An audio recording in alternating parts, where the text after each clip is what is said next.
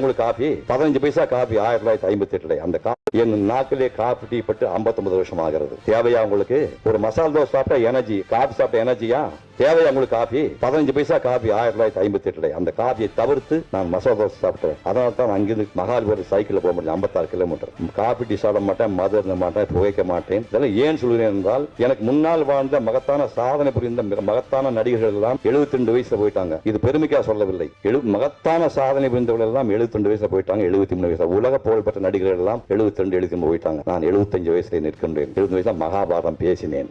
இது எதுக்காக சொல்லணும்னா, மகாபாரதம் பெரிய காவியம். அது 2 மணி நேரம் மகாபாரதத்தை 4 வருஷம் ஆராய்ச்சி பண்ணி 2 மணி நேரம் பேப்பர் ரெஃபரன்ஸ் இல்லாம ஒரு சொட்டு தண்ணி குடிக்காம உங்களமா இளைஞர் 5000 பேர் ஒரே ஸ்டேஜ் 2 மணி நேரம் பேசினா அது காரணம் அந்த ஒழுக்கம், உடம்பை பேணுதல். பழைய சாதம் ஒரு கை எடுத்து போடுங்க. இன்னைக்கு காலம் நான் சாப்பிட்டு வந்தேன். ஒரு கை பழைய சாதம், ஒரு டம்ளர் மோர் போட்டு அடிச்சு கொஞ்சம் உப்பு போட்டு, எவ்வளவு கோபம் தான் சரி, ஒரு சின்ன வெங்காயம் 2. இதை விட எளிமை எப்படி உடம்பு கிடைக்கும்?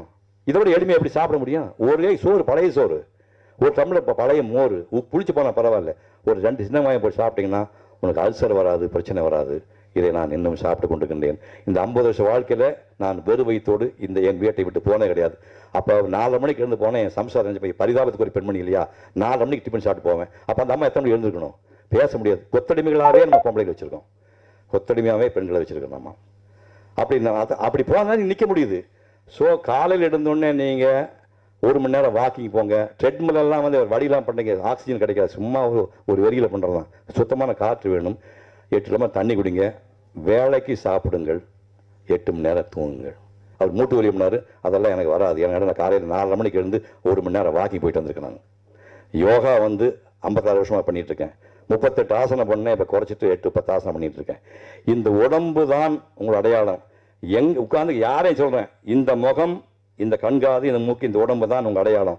இதை வைத்துத்தான் எதை வேண்டுமானாலும் செய்யணும். இந்த உடம்பு தான். இதை அல்லாமல் நீ எதுவுமே செய்ய முடியாது. இந்த உடம்பை நீ பாதுகாக்கவில்லை என்றால் நீ ஆசைப்படுவே. கண்ணதாசன் சொன்னார், 80 வருஷம் வாழ ஆசைப்பட்டேன், இறைவன் ஆயுளை குறைத்து விட்டான்னு. இறைவன் ஆயுளை குடிக்கல. நீங்கள் குடித்த மதுவும் நீங்கள் குடித்த விளையாட்டு புகையும் தான் உங்கள் ஆயுளை குறைத்து விட்டது. அதாவது நல்ல ஞாபகம் வச்சுங்க, புகையும் மது தவிருங்கள்.